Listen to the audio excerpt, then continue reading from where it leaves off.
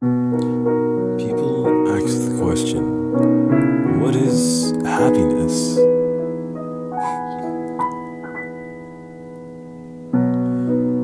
And all the time, some people say it is a feeling of joy, peace, and contentment. I say that happiness is much more than a feeling. It's a state of being, a mindset, a way of life, maybe even a choice.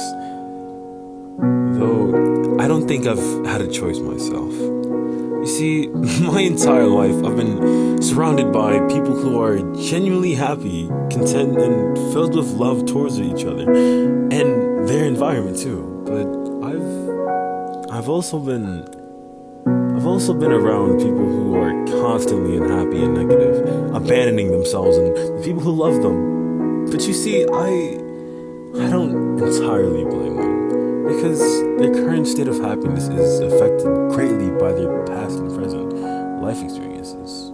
Of course, that's not the only reason to be unhappy or depressed. That seems to be a more humane explanation, though.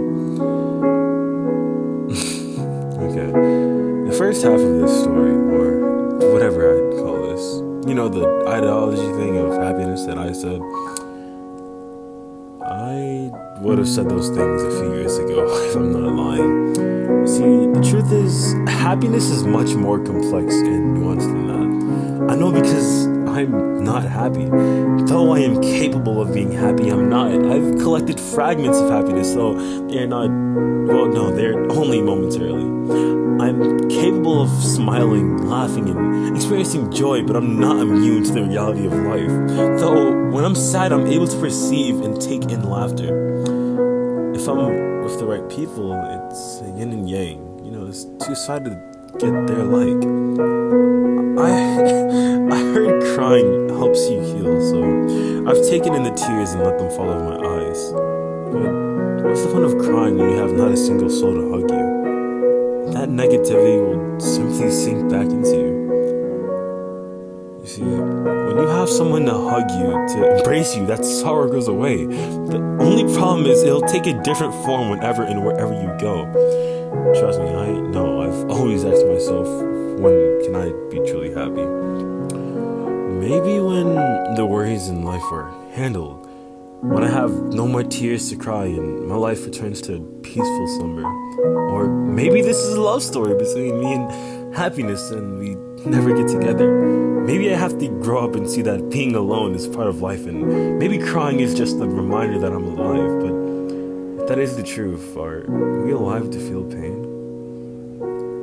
I think today, right now, my temporary meaning of happiness is a feeling of whole. It's a moment of contentment. It's a feeling that's not one to force.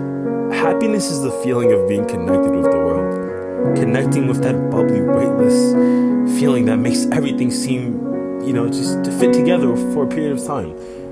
But happiness to you could be a variety of different meanings.